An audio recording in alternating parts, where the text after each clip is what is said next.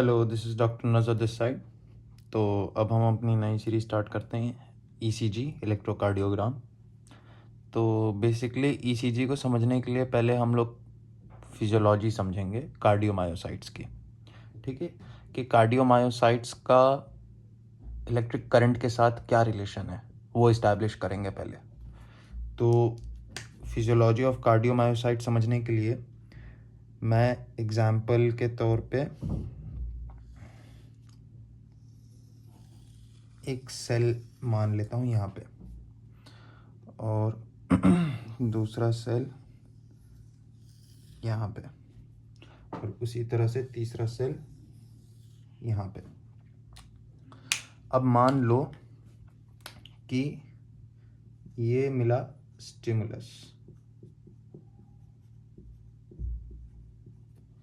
इस सेल को मिला स्टिमुलस। ठीक है, यहाँ पे 3 कार्डियोमायोसाइट्स हैं, हार्ट के सेल्स हैं। तो मान लो मैंने एक सेल को स्टिमुलस से स्टिमुलेट किया, तो स्टिमुलस से क्या होगा कि यहाँ पे करंट फैलेगा। वो हमें समझना है कैसे फैलेगा। उससे पहले हमें ये समझना होगा कि हर सेल के पास एक रेस्टिंग मेम्ब्रेन पोटेंशियल होता है। रेस्टिंग मेम्ब्रेन पोटेंशियल का ये मतलब होता है कि हर सेल के इनर सरफेस पे, मेम्ब्रेन के इनर सरफेस पे इलेक्ट्रोनेगेटिविटी होगी। वो सेल की रेस्टिंग मेम्ब्रेन पोटेंशियल कहलाता है। मतलब सेल के अंदर के साइड से देखोगे तो मेम्ब्रेन के अंदर से नेगेटिवली चार्ज इलेक्ट्रॉन्स, मतलब क्या कहते हैं, इलेक्ट्रोलाइट्स प्रेजेंट होंगे, तो सेल इलेक्ट्रोनेगेटिवली चार्ज्ड होगी। तो उस वक्त सेल को रेस्टिंग मेम्ब्रेन पोटेंशियल में कहेंगे।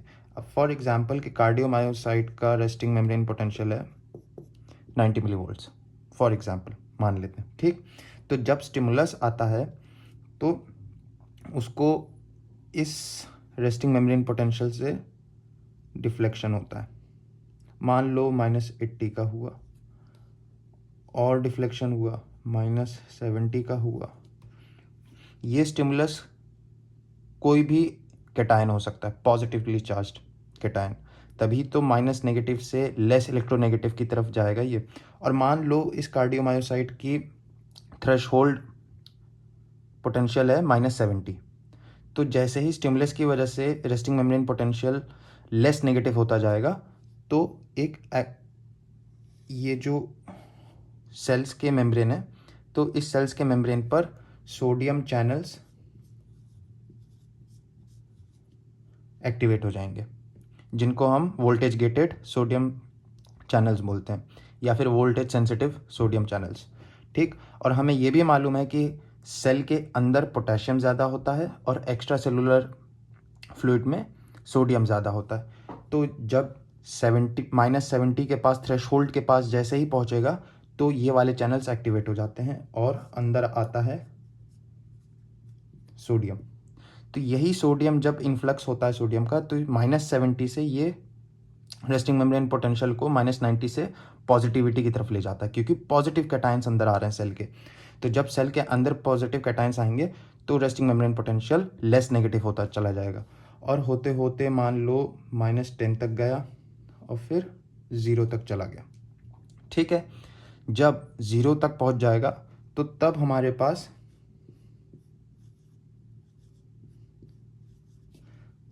दो और वोल्टेज गेटेड चैनल्स खुलेंगे। एक होगा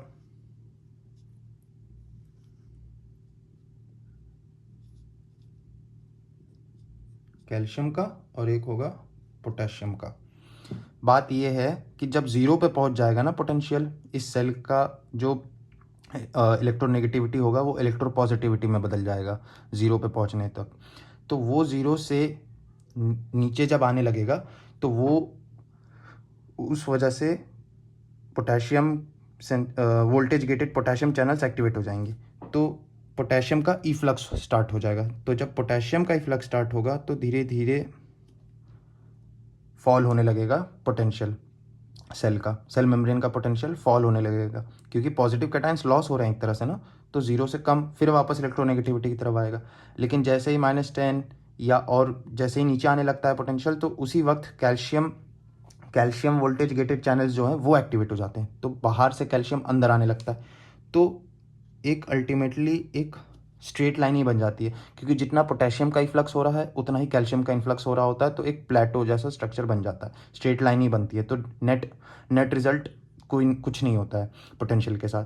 तो उसके बाद एक पॉइंट के बाद कैल्शियम गेटेड चैनल जो होते हैं, वोल्टेज गेटेड कैल्शियम चैनल्स होते हैं, वो एग्जॉस्ट हो जाते हैं और वो बंद हो जाते हैं, और धीरे धीरे बचा हुआ पोटेशियम लीक आउट बाहर होके निकल जाता है।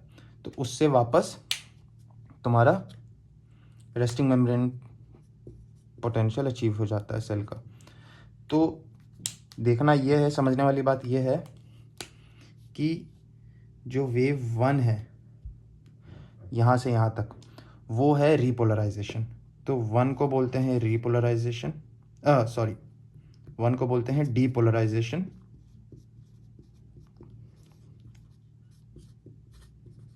क्योंकि सेल ने अपनी इलेक्ट्रोनेगेटिविटी खो दी है, ठीक है, तो डीपोलराइज हो गया सेल। और जब यहाँ से यहाँ तक जो बना, तब उस फेज में कोई भी पोटेंशियल डिफरेंस आया नहीं, क्रिएट नहीं हुआ, तो उसमें सेल साइलेंट था। और फिर यहाँ से यहाँ तक ये वाला जो वेव क्रिएट हुआ, उस वेव को हम बोलते हैं रीपोलराइजेशन, क्योंकि सेल वापस से पोटेशियम इफ्लक्स की वजह से इलेक्ट्रोनेगेटिविटी अचीव कर रही है। एक तो ये बेसिक फंडा हो गया, ये समझना ज़रूरी था। तो इस वाले ग्राफ से ये समझ में आया कि सेल कैसे डीपोलराइज होती है और कैसे रीपोलराइज होती है यूजिंग डिफरेंट इलेक्ट्रोलाइट चैनल्स, जो कि वोल्टेज सेंसिटिव होते हैं, ठीक। और सारी कहानी स्टार्ट कहाँ से हुई? स्टिमुलस जब मायोसाइट को मिला, तो ये सारा फीचर्स देखने को मिलता है हमें।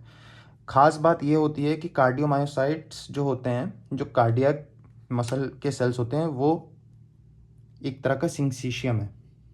सिंक्सीशियम का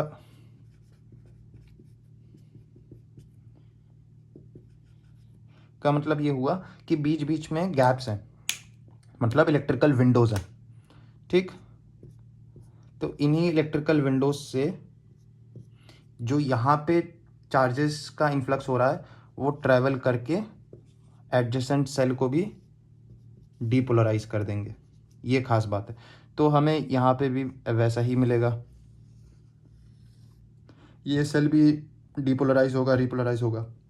वैसे ही थोड़ा बहुत सोडियम, जब सोडियम इस सेल में आया था तो डीपोलराइजेशन शुरू हो गया था, और कुछ सेल लीक आउट होके इस वाले सेल में भी आ गया, जिस तरह से इसमें आ गया था। तो इसमें भी वैसे ही ये गेन करेगा और फिर रिपोलराइज करेगा।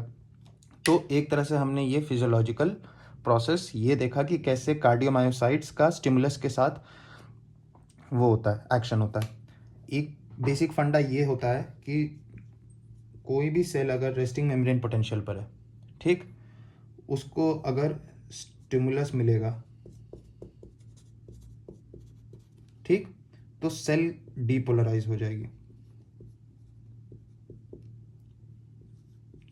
ठीक, और साथ ही साथ कुछ देर बाद रीपोलराइज हो जाएगी, ठीक।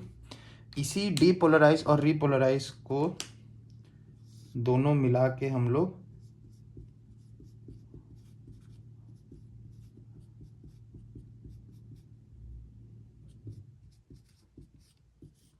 एक्शन पोटेंशियल कहते हैं, ठीक है।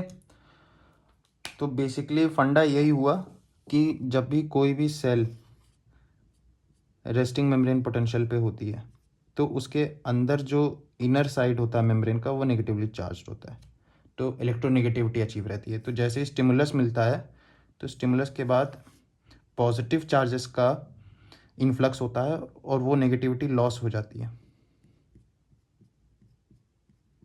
ठीक है।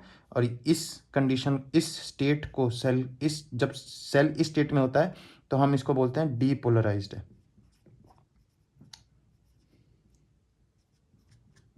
ठीक। और फिर वापस से जब ये नेगेटिव अपने कॉन्फ़िगरेशन में चला जाता है, तो इसको रीपोलराइजेशन बोलते हैं,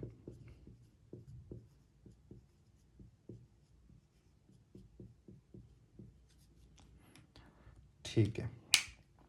अब हम नेक्स्ट पार्ट में देखते हैं कि कैसे बहुत सारे कार्डियोमायोसाइट्स मिलके करंट के साथ रिलेशन बनाते हैं।